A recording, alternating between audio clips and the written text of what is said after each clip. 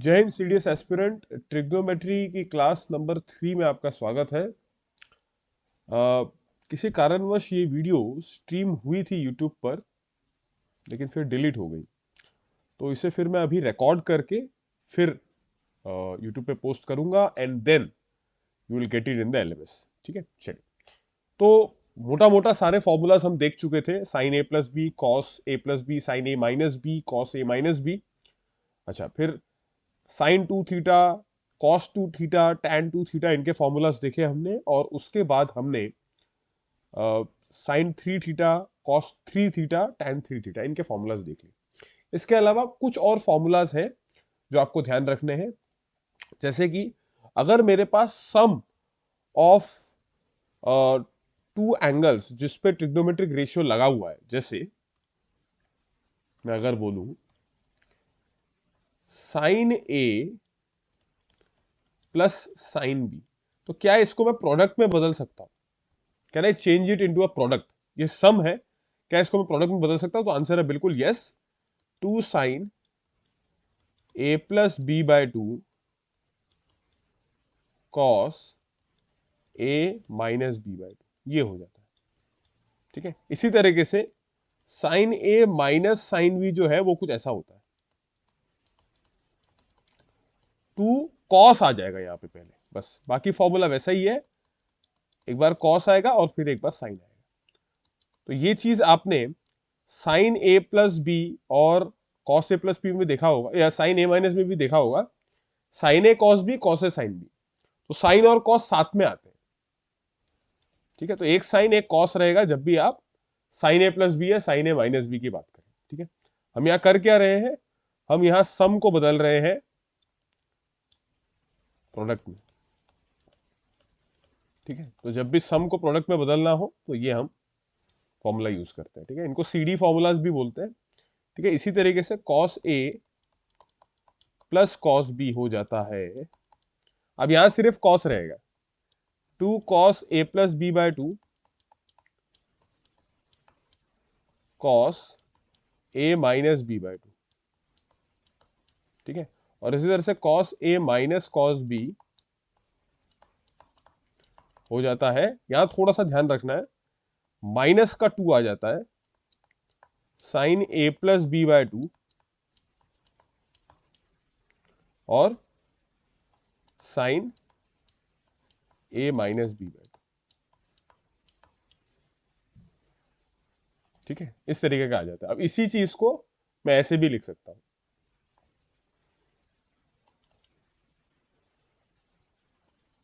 Minus को अगर हटाना है तो sine A plus B by two sine B minus A by two. वो माइनस को मैं इसके अंदर लिया, क्यों? क्योंकि sine minus theta minus sine theta होता है। Sine minus theta minus sine theta होता है, तो इसकी वजह से मैंने इसको A minus B by two को B minus A by two कर दिया, नेगेटिव को अंदर ले गया। ठीक है, तो ये चार फॉर्मूलाज है for converting sum to product. ठीक है, इंपॉर्टेंट है ये भी फॉर्मूलाज। आगे बढ़ते हैं। क्या प्रोडक्ट टू सम क्रिएट किया जा सकता है? रिवर्स इसका, क्या प्रोडक्ट टू सम क्रिएट किया जा सकता है? तो आंसर है यस, कर सकते हैं। कैसे फॉर्मूलाज लिखे जाते हैं उनके लिए उनको भी देखते हैं।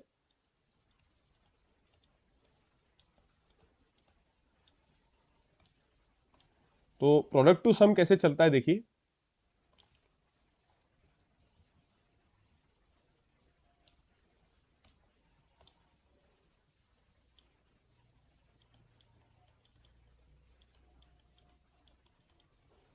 हो जाता है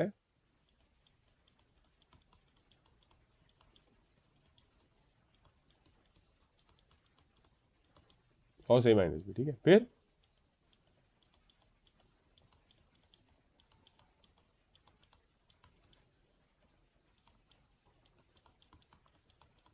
ए plus B minus cos A minus B.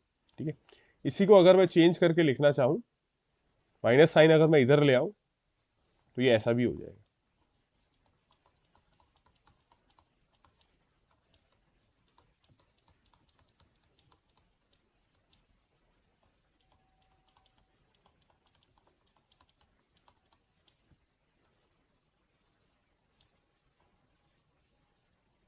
ठीक है, नेगेटिव अगर नहीं रखना चाहिए, ठीक है। फिर इसके बाद मिक्स करके 2 साइन ए कॉस बी, ये हो जाएगा sign A plus B plus sign A minus B, और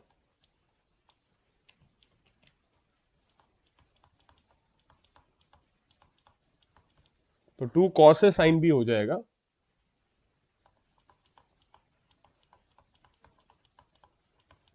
माइनस साइन, ये इस तरीके से हो जाएगा, ठीक है।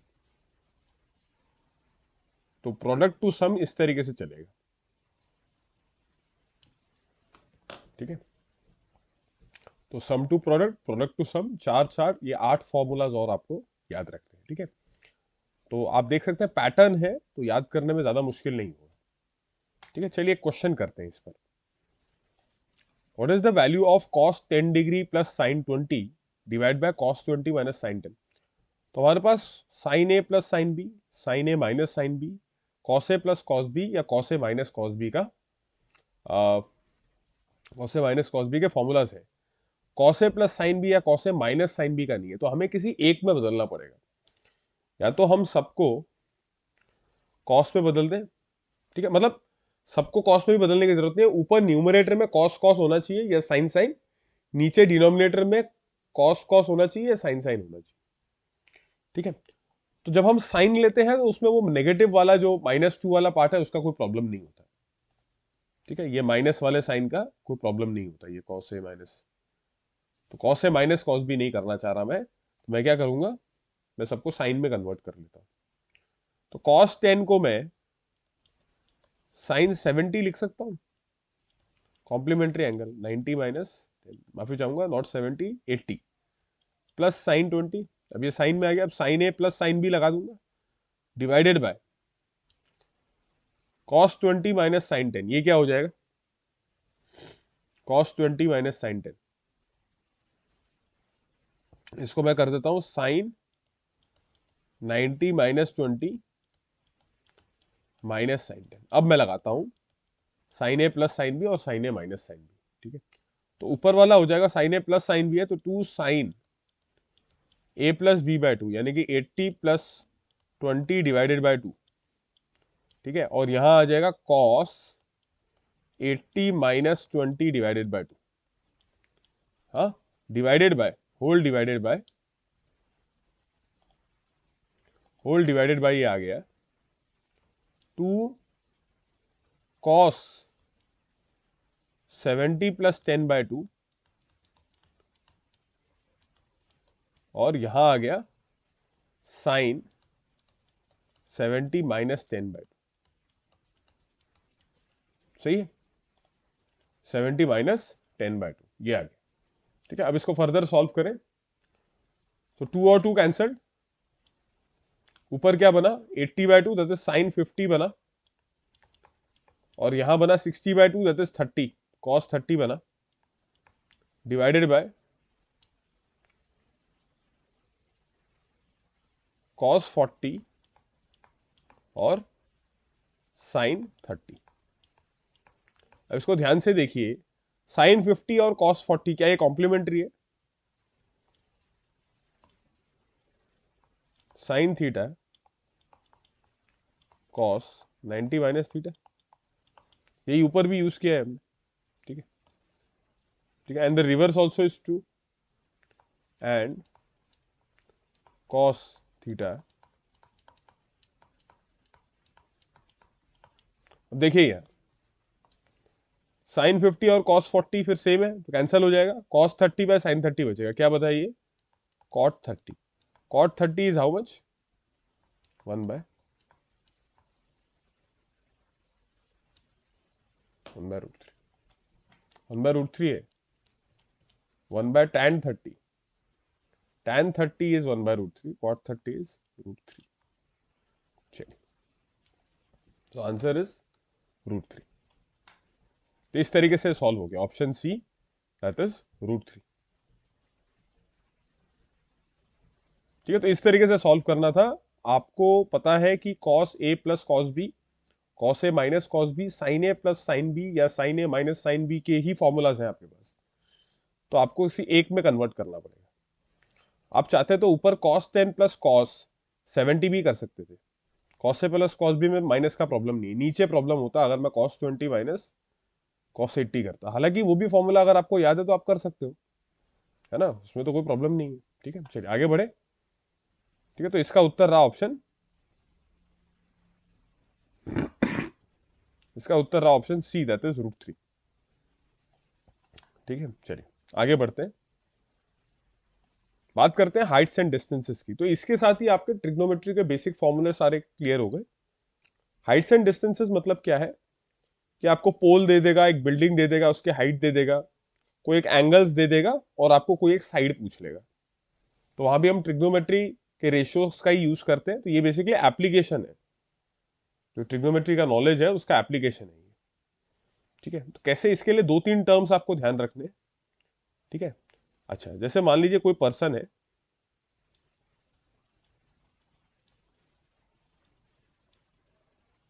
ठीक है, तो वो अपनी सेम आई लेवल पर अगर देखता है तो that is called the line of site. तो सेम इस लेवल पे जैसे देख रहा है, this is called line of site.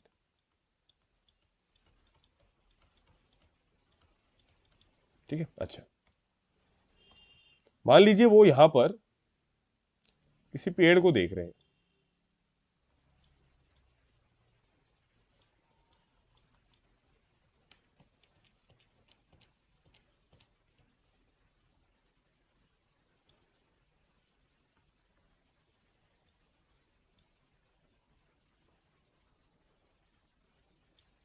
ठीक है, तो उनको उनकी लाइन ऑफ साइट से अगर टॉप ऑफ द ट्री को देखना है तो वो ऐसे शिफ्ट होगा, इस तरीके से।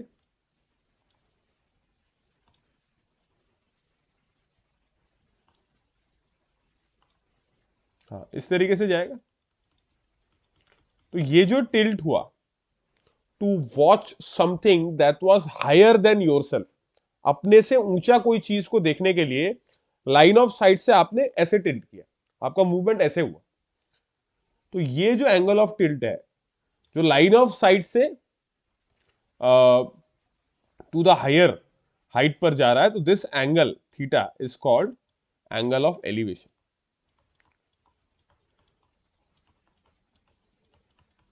एंगल ऑफ एलिवेशन, ठीक है, इसको मैं एंगल AOE दे। ठीक है, अब मान के चलिए, ठीक है, मान के चलिए कि यही एंगल AOE जो है, यही एंगल AOE जो है, यही एंगल हम मेजर कर रहे हैं, लेकिन हम कोई चीज देख रहे हैं जो हमसे छोटा हो। ठीक है, दैट इज कि सेम यही सिनेरियो में, इसी सिनेरियो में क्या हुआ कि ये पर्सन जो है ये किसी बिल्डिंग पे चढ़ गए,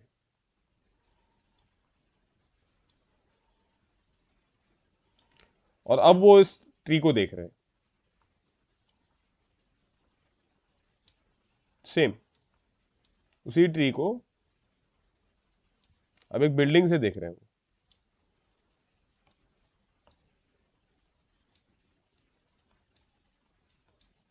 तो अब आपका लाइन ऑफ साइट जो हुआ वो तो ये था।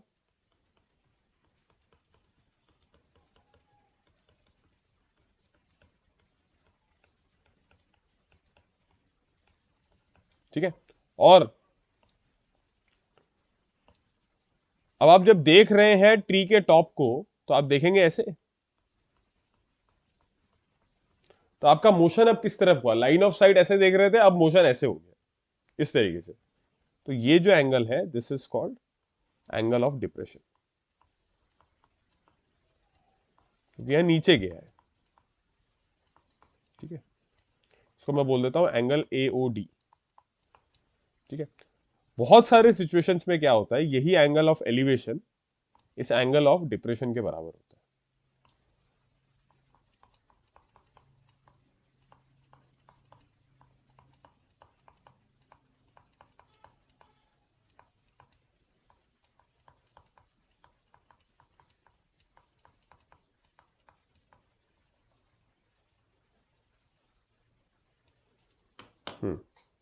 ठीक है, तो आपको भले एंगल ऑफ डिप्रेशन दिया हो, आप उसको ड्राइंग ड्रॉ करते वक्त इस हाइट्स एंड डिस्टेंसेस में आपका डायग्राम बहुत इंपॉर्टेंट है। तो वहां से आपको दिख जाएगा कि अच्छा दो पैरेलल लाइंस है, अल्टरनेट इंटीरियर एंगल्स इक्वल होते हैं तो angle of depression angle of elevation के बराबर हो जाएगा। ठीक है, चलिए।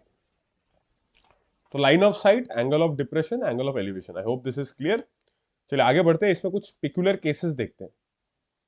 ठीक है, ठीक है। तो मान लीजिए ए बी कोई एक पोल है या बिल्डिंग है जिसके हाइट h है। पॉइंट डी पे कोई इंसान खड़ा है और उसने जब बिल्डिंग के टॉप को देखा तो उसका एंगल ऑफ एलिवेशन थीटा था। आप ग्राउंड को ही लाइन ऑफ साइट ले रहे हैं और वहीं से एंगल मेजर कर रहे हैं, तो that is giving you angle of elevation, तो थीटा।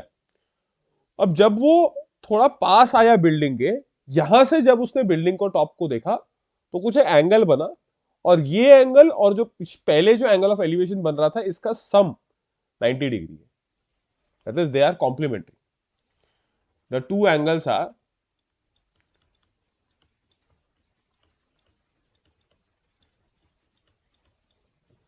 of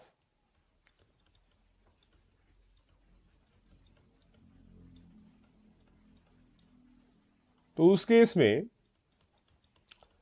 जिस पॉइंट से पहले एंगल ऑफ एलिवेशन काउंट किया आपने from measuring from the building, और फिर बाद में जहां से मेजर किया फ्रॉम द बिल्डिंग, इनकी अगर लेंथ्स आपको पता है तो height of the building can be given by root X Y.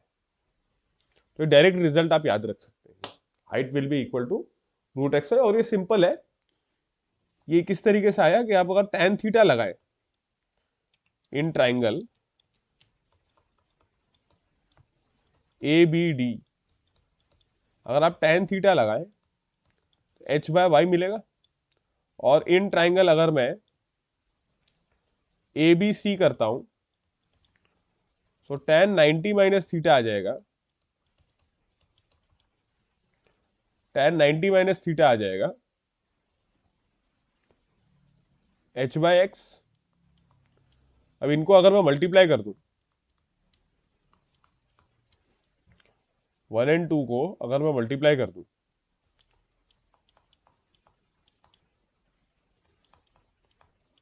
tan 90 minus theta क्या होता है, कॉट थीटा। क्या आ गया यहां से, H by Y into H by X. यहां से 1 आ जाएगा, tan theta into cot theta, तो एच स्क्वायर बराबर एक्स वाई आ गया। Then H is equal to root X Y. ठीक है, तो डायरेक्ट रिजल्ट आप याद रख सकते हैं, H is equal to root X Y. Direct result आप याद रख सकते हैं। ठीक है, क्वेश्चंस में भी आप इस तरीके से, जैसे दो राइट ट्राइंगल्स बनते हैं उसमें अलग अलग एंगल्स पर आप tan of theta, generally tan ही लगता है बिकॉज हाइपोटेन्यूज का यूज है नहीं, कंसिडरिंग कि हाइपोटेन्यूज की लेंथ को हमें चाहिए नहीं। हमें चाहिए, जब ये रेशियो हम लेते हैं तो उसमें एक नोन साइड होती है जिसकी लेंथ हमें पता है और एक अननोन होती है, और एंगल हमें पता होता है, तो ये जो अननोन साइड की लेंथ है ये हमें मिल जाता है। इस तरीके से सॉल्व होता है। ठीक है, तो आप देखेंगे कि मैक्सिमम जितने भी क्वेश्चन है जहां हाइट्स एंड डिस्टेंसेस इन्वॉल्व है वहां दो राइट ट्राइंगल्स बन रहे हैं, उन दोनों पे आप tan लगा रहे हैं ऑन द एंगल, और जनरली परपेंडिकुलर और बेस ही यूज होता है, और उससे आप अननोन साइड निकाल लेते हैं। ठीक है, क्वेश्चंस करेंगे हम इस पर बेस्ड, ठीक है, अपने नेक्स्ट क्लास में। ठीक है, अभी केसेस डिस्कस कर रहे हैं। इसके अलावा मान लीजिए इस तरीके से पॉइंट ए से ये एक बिल्डिंग है, पॉइंट ए नहीं, ABCD, इसको ई बोल देता हूं। पॉइंट ई से आपने एक बिल्डिंग को देखा एट एंगल ऑफ एलिवेशन θ2, फिर एक और angle of elevation for AB building for θ1। AB और CD दोनों के हाइट्स बराबर है, तो ये जो A लेंथ है that is distance between the to buildings, आप ऐसे निकाल सकते हैं। इसमें भी सिंपल है, ये दोनों राइट ट्रायंगल्स है। ठीक है, आप अगर ठीक है उसको आप चाहो तो x ले सकते हो। ठीक है, इस लेंथ को अगर मैं x मान लूं तो ये a माइनस एक्स हो जाएगा।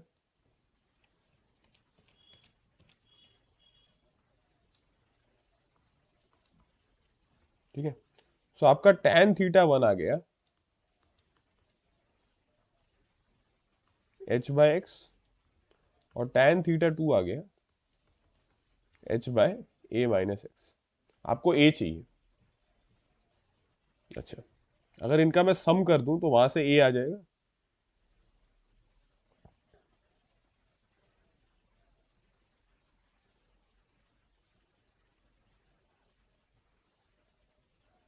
ठीक है, यहां से ऐसे भी लिख सकते हैं, x बराबर आ जाएगा h cot थीटा 1, और a माइनस एक्स आ जाएगा h cot थीटा 2। तो अगर इन दोनों का सम कर दो आप,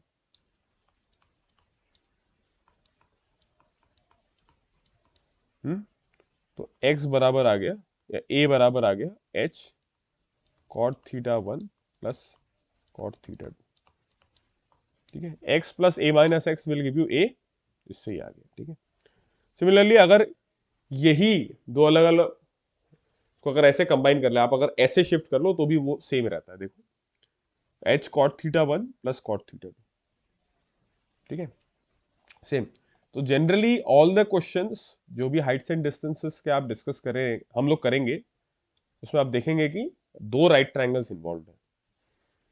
ठीक है, यहां पर भी वही a माइनस एक्स एक्स हो जाएगा, tan theta 1 will give you h upon a minus x, और यहाँ से h अपॉन एक्स, और सेम यही रिजल्ट इस तरीके से 1 प्लस 2 दोनों इक्वेशन को ऐड करेंगे तो h cot theta 1 plus cot theta 2 आ जाएगा।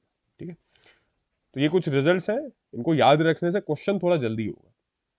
ठीक है, अच्छा, इसके अलावा ये सेम देखिए, x बराबर रूट h1 h2, दोनों हाइट अलग अलग है। एक मतलब एक बिल्डिंग के बेस से जो दूसरे बिल्डिंग पर एंगल ऑफ एलिवेशन है वो अगर, ठीक है, वो अल्फा है, और पहले के दूसरे पर थीटा है, तो अगर और थीटा और अल्फा अगर सम उनका 90 है, तो ये सेम रिजल्ट अपना जो हमने यहां डिस्कस किया था h बराबर रूट एक्स वाई, वैसा ही हो जाएगा कि बेस की लेंथ के बीच में जो डिस्टेंस है वो x बराबर रूट h1 h2 हो जाएगा। ठीक है, यहां थोड़ा अलग था। ठीक है, यहां length from the point where you are taking the angle of elevation to the buildings base या पोल्स बेस। ठीक है, यहां पर क्या है, उल्टा है, यहाँ हाइट्स गिवन है, distance between the two building दी है। तो ये सेम वर्क कर रहा है, देखिए x बराबर रूट h1 h2 वही है। tan अल्फा लगाए तो h1 बाय एक्स मिला, tan थीटा लगाए तो h2 बाय एक्स मिला। ठीक है, tan अल्फा अगर आप लिखोगे that is h1 by x, और अगर आप tan थीटा लगाओ that is 90 minus alpha, that is h2 by X, multiply कर दो तो सेम उसी तरीके से होता है। ठीक है, तो दोनों तरीके से काम करता है, यानी कि बिल्डिंग का वो दो पॉइंट जहां से आप एंगल ऑफ एलिवेशन ले रहे हैं उनके डिस्टेंस का स्क्वायर रूट बिल्डिंग के हाइट के बराबर होगा, प्रोडक्ट का स्क्वायर रूट बिल्डिंग के हाइट के बराबर होगा। और इसके अलावा अगर दो पॉइंट्स हैं, दोनों के बेसिस से दूसरे पर एंगल ऑफ एलिवेशन जो एंगल्स बन रहे हैं वो कॉम्प्लीमेंट्री है, तो भी ये रूट ऑफ, तो डिस्टेंस बिटवीन द टू भी उसी तरीके से, तो फॉर्मूला वैसा ही है, सिमिलर है। ठीक है, तो 1 into 2 कर दो, तो 1 बराबर h1 by x, h2 by x आ गया, बस यहां से सॉल्व हो गया। तो x बराबर रूट h1 h2। अब क्योंकि ये डिस्टेंसेस हैं तो x नेगेटिव नहीं आ सकता, इसलिए माइनस रूट h1 h2 को इग्नोर किया। ठीक है, ठीक है, तो इस तरीके से सॉल्व हुआ ये। ठीक है, तो ये रिजल्ट्स कुछ याद रखिए, क्वेश्चंस करने में थोड़ा जल्दी हो जाएगा, थोड़ा जल्दी सॉल्व हो जाएंगे क्वेश्चन। ठीक है, अच्छा, एक और रिजल्ट है इसमें कि h1 है और h2 है और बीच में इस तरीके से, तो ये AB और CD पैरेलल है, तो ये तो ज्योमेट्री का ही रिजल्ट है। एक अगर बीच में इस तरीके से A लेंथ है तो उसको 1/a equal to 1/h1 plus 1/h2 आप यूज कर सकते हैं। तो A की लेंथ इस तरीके से आती है, 1/a बराबर 1/h1 प्लस 1/h2। ठीक है जी, चलिए चलिए। अच्छा, कुछ ट्रिग्नोमेट्रिक एक्सप्रेशंस का मैक्सिमम और मिनिमम वैल्यूज देखते हैं। अगर साइन थीटा और कॉस थीटा की बात करें और उनका ऑड पावर की बात करें अगर हम, ठीक है, यानी कि साइन थीटा कॉस थीटा या sine cube theta cos cube theta sine की पावर 5 थीटा कॉस की पावर 5 थीटा, तो इसकी मैक्सिमम वैल्यू जो होगी वो +1 जाएगी और मिनिमम वैल्यू -1 आएगी, ठीक है। लेकिन जब आप स्क्वायर करते हैं, जाते हैं sign square theta cos square theta even power, तो उसमें ये है कि -1 भी अगर वैल्यू आ रही है तो उसका स्क्वायर करेंगे आप, तो स्क्वायर करेंगे तो फिर 1 आएगा, सही है ना।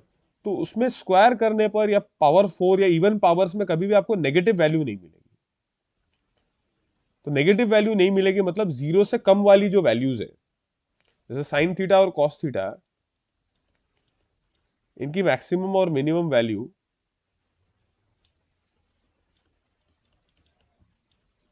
+1 और मिनिमम -1। उनके ग्राफ्स भी आप देखेंगे कि +1 -1 में ही रेंज करते हैं, ठीक है, -1 से +1 उसी के बीच में इनकी वैल्यूज मिलती है आपको। आप जब स्क्वायर कर रहे हो तो 0 से लेकर -1 वाला पार्ट चला गया, क्योंकि नेगेटिव नहीं हो सकता, ठीक है। तो इसलिए फिर मिनिमम 0 हो गया कि 0 का स्क्वायर विल गिव यू 0, तो इसलिए मिनिमम 0 हो गया। तो इसका ध्यान रखना है आपको, -1 +1 ऑड पावर्स पे और इवन पावर्स पे 0 और +1, ठीक है। tan थीटा कॉट थीटा की बात करें तो इसमें क्योंकि ये इसकी वैल्यूज कोई बाउंडेड नहीं है -1 1 के बीच में, प्लस इन्फानाइट माइनस इन्फानाइट। लेकिन अगर हम स्क्वायर करते हैं तो नेगेटिव वाला पार्ट, जैसे sine square theta cos square theta या even powers of sine theta cos theta देखा, नेगेटिव वैल्यूज सारी चली जाएंगी, इसलिए मिनिमम फिर 0 हो जाएगा।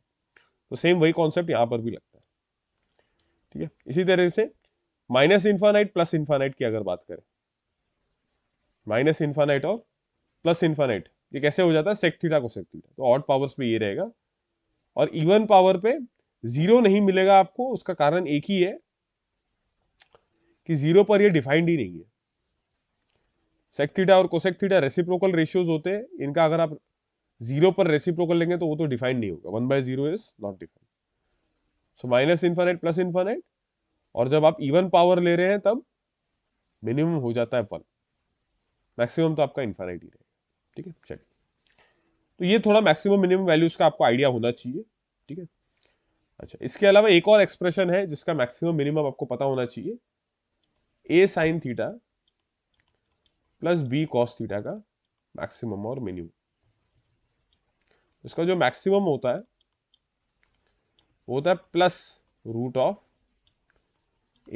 + b², और इसका जो मिनिमम होता है वो होता है -√(a² + b²। बस ये आपको थोड़ा ध्यान रखना है, ठीक है। b cos थीटा वो इसमें रेंज करेगा, इसको इस तरीके से भी लिखा जा सकता है, +√(a²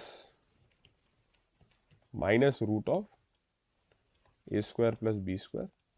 इसके बराबर भी हो सकता है, उससे बड़ा भी हो सकता है, लेकिन इससे छोटा नहीं होगा क्योंकि ये मिनिमम वैल्यू है।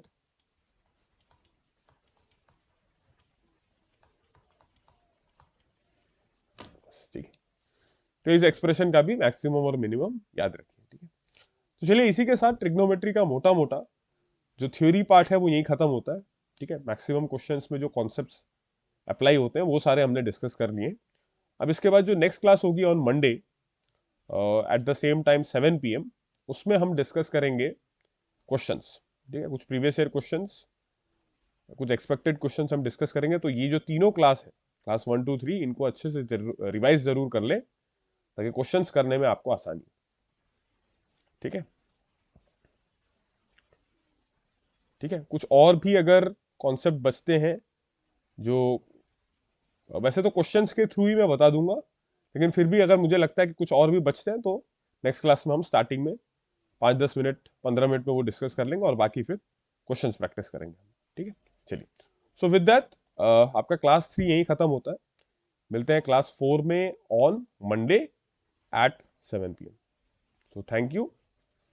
आपका कोई भी डाउट्स यहाँ पर रहता है, because this is a recorded one, ये मैं रिकॉर्ड भी कर रहा हूँ, तो इस पे रिलेटेड कुछ भी आपको क्वेश्चन है तो आप डिस्कशन बॉक्स में पोस्ट कर सकते हैं, ठीक है। चलिए, so okay then, thank you so much, जय हिंद।